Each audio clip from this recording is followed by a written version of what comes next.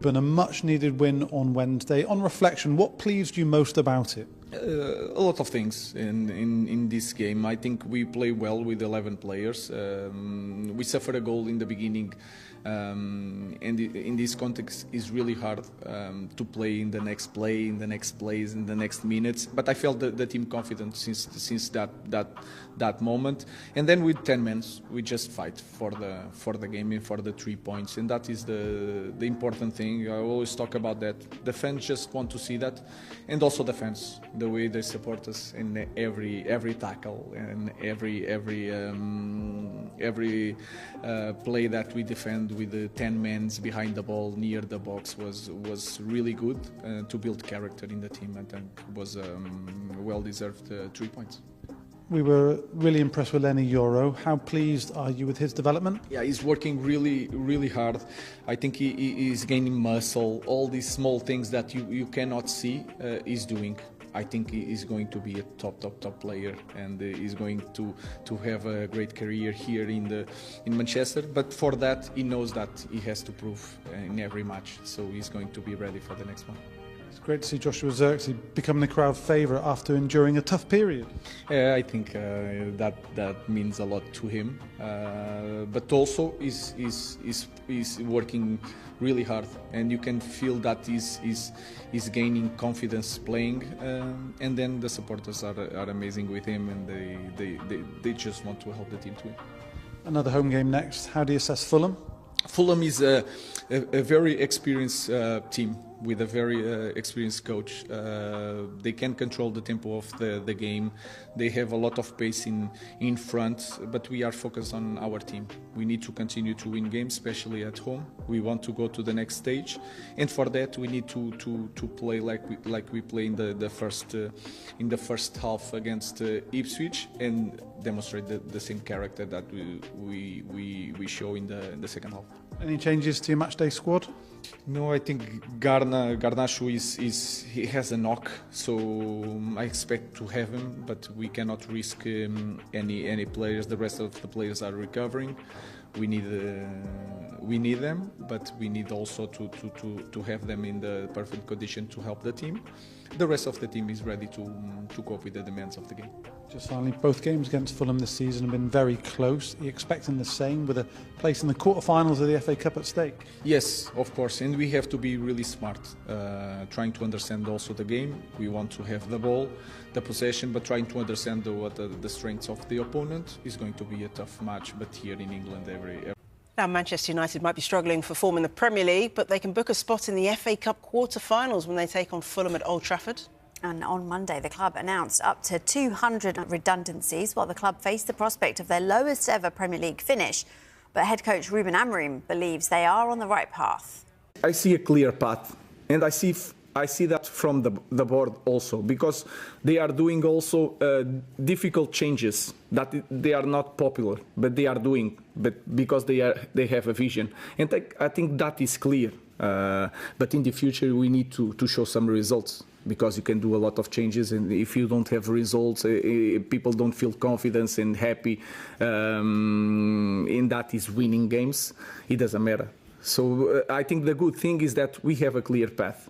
Now it's hard, but we are doing things to achieve success in the. I'm not winning games, so I don't feel like I'm better coach. But I lived here in 3 months. I live certain things that I'm a more complete manager, because sometimes you need to lose to be like in the poor situation to grow, and I felt that during these 3 months. Like, I'm not going to die if I lose 3 games in a row. That is something that I learned here, and I can cope in to maintain the energy. So I'm learning a lot about myself and the players, but I prefer to win games. Sir Jim Ratcliffe's Man United job cuts left youth coaches and children in tears, after academy staff were axed by the Premier League giants. Man United youth coaches and players were reportedly left in tears amid job cuts to the club's academy, a new report has claimed. Earlier this week, the club announced plans to make up to 200 more redundancies, with staff expected to learn their fate in April.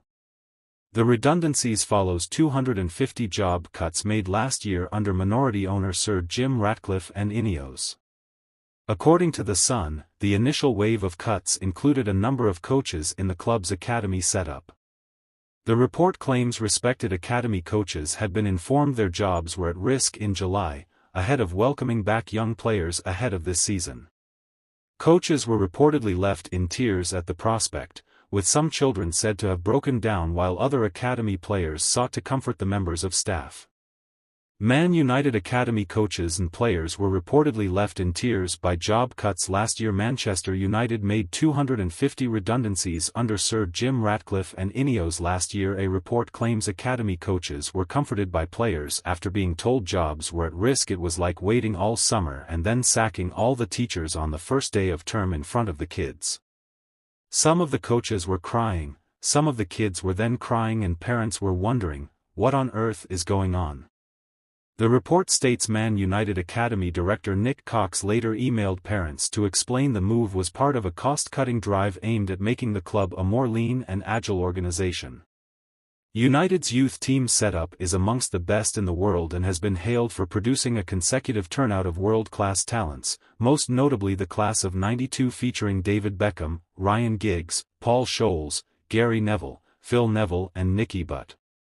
Kobbie Mainoo and Alejandro Garnacho are two of the most recent graduates who have gone on to become key figures in Erik ten Hag's first team and their national sides respectively. Man United announced more cuts on Monday, taking the figure to 450 since Ratcliffe's partial takeover. The latest round of job cuts were announced to staff on Monday at Old Trafford by Chief Executive Omar Barada and Chief Operating Officer Colette Roche.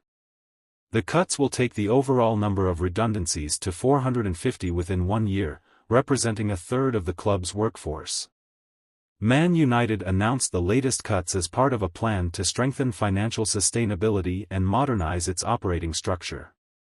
Manchester United is to transform its corporate structure as part of a series of additional measures to improve the club's financial sustainability and enhance operational efficiency. The club stated the transformation plan aims to return the club to profitability after 5 consecutive years of losses since 2019. This will create a more solid financial platform from which the club can invest in men's and women's football success and improved infrastructure.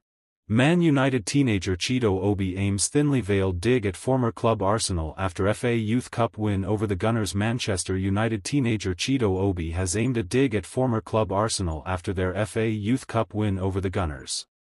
The Red Devils claimed a 3-2 victory after extra time at the Emirates to book their place in the semi-finals on Friday night. Substitute Bendito Mentado decided the game with a 99th-minute strike and posted on Instagram afterwards, "Right until the end, my team, on to the semis." Obi Martin, who left Arsenal for United in October, then commented "Thank you so much," with several laughing emojis. The 17-year-old striker was not involved in the quarter-final clash as he was promoted to Ruben Amorim's first team following Amad Diallo's season-ending injury last month.